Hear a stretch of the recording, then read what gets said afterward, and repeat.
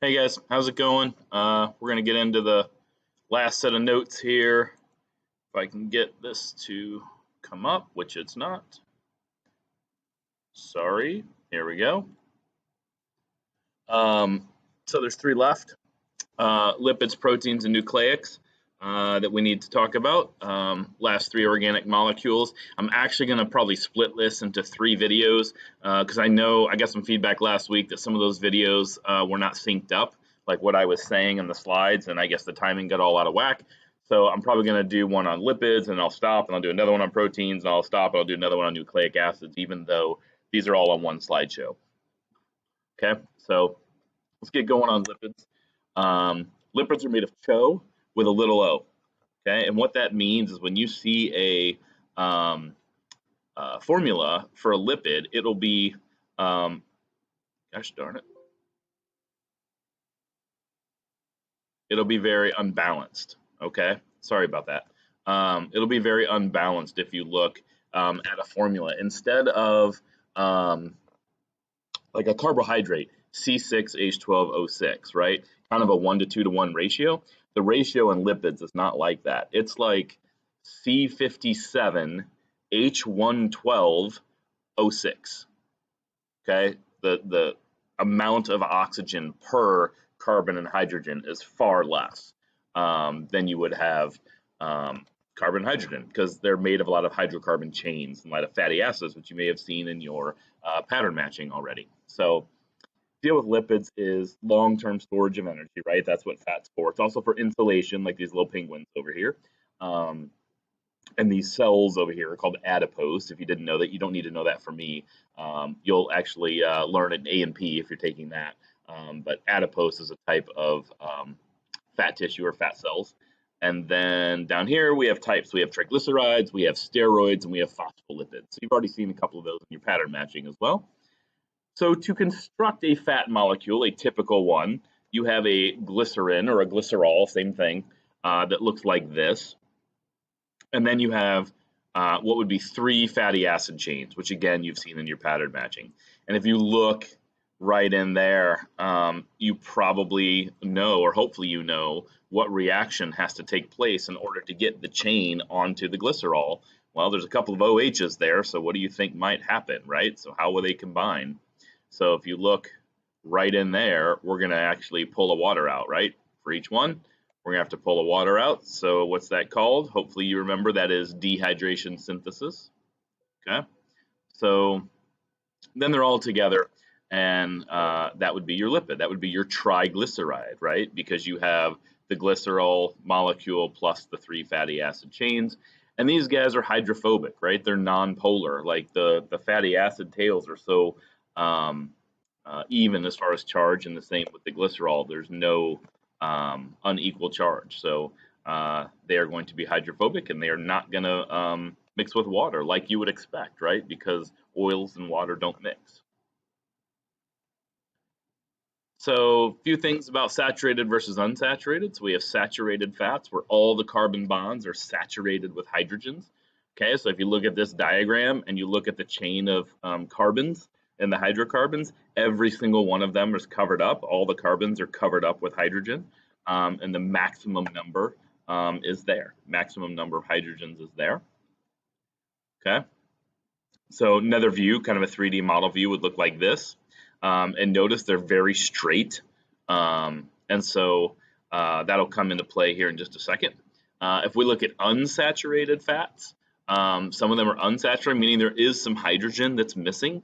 And so the carbons have to form double bonds. Okay, so if there's a hydrogen missing, in order to get the electrons to work out, the carbons have to form double bonds. And so you'll see right here where I put in the pink lines in there for the bonds, there's hydrogens missing, and so the carbons have to make double bonds. And everywhere there's a double bond, they actually form a kink in the molecule. Okay, so they don't lay straight anymore. Okay, so you can see that it actually looks like this. So they're no more, the fatty acids do not stay straight. They're not able to really stack next to each other. So yeah, you say the molecule's kinky, so do with that what you will. But they look more like this down here in the bottom left-hand corner where all the tails are kind of crooked. So we keep looking at them, you can have a monounsaturated fat, which only has one double bond, or you could have poly. They don't really do the di, it's just one or more, where you can have a lot of different kinks in there. Okay, so hydrogenated fats or oils have hydrogen added to them in the lab, and it reduces the number of bonds. So under like pressure and some heat, they can get more hydrogens forced onto those hydrocarbon chains, which then changes the structure a little bit and the shape, and so it will reduce the number of kinks present. So a few questions to consider. Which triglyceride will be a solid at room temp? Well, which ones lay flat? Which ones would be able to stack and really compact and make a solid? Hopefully you can sort that out. Why do we hydrogenate fats when making foods? Which has more energy, a spoonful of sugar or a spoonful of fat? Take a few seconds to pause the video and think about that one. And which is more of a liquid, a mono unsaturated or a poly unsaturated? I think that was the last one. So if you haven't, pause the video, think about them real quick, see what you can do. But which solid or which triglyceride will be a solid at room temp? That would be your saturated, right? Because they can stack a whole lot better. The unsaturated would be more of a liquid. Why do we hydrogenate fats when making foods? Different reasons. A lot of it's like taste, texture, sometimes packaging, stuff like that. Which has more energy, a spoonful of sugar or a spoonful of fat? Well, where is energy located in a molecule? Energy is always stored within the bonds, right? So which one has more bonds? Does a glucose have more bonds, or does that triglyceride have more bonds? Well, when you look at those hydrocarbon chains, there's tons of bonds in there, and that's where the energy is, right? So a spoonful of fat would have more energy than a spoonful of sugar, okay? Which is more of a liquid, a mono unsaturated or a poly unsaturated? So which would have more bends in it, which would have more kinks in it? Poly unsaturated would definitely be more kinky than the mono unsaturated, right? So it would be more of a liquid. So a quick little table for you about the two. So saturated fat, how animals store their fat, includes us. Solid fat at room temperature and not so great for your diet. You can see the butters and stuff up there at the top in the picture. Unsaturated fats, how plants store their fats. A liquid at room temperature and a much better choice for your diet. So things like vegetable oil, canola oil, those sorts of things, better for cooking than like margarine and lard and stuff like that. Steroids, noticeable complex ring structures. You should have seen these from your pattern matching now. So they are hormones, okay, but they also belong to the lipid group, okay. So different functional groups lead to different functions. If you look down here, a lot of them look very similar structure to begin with. They're not very far off, other than a couple of bonds and a couple functional groups. You have testosterone, you have estrogen, and you have cholesterol.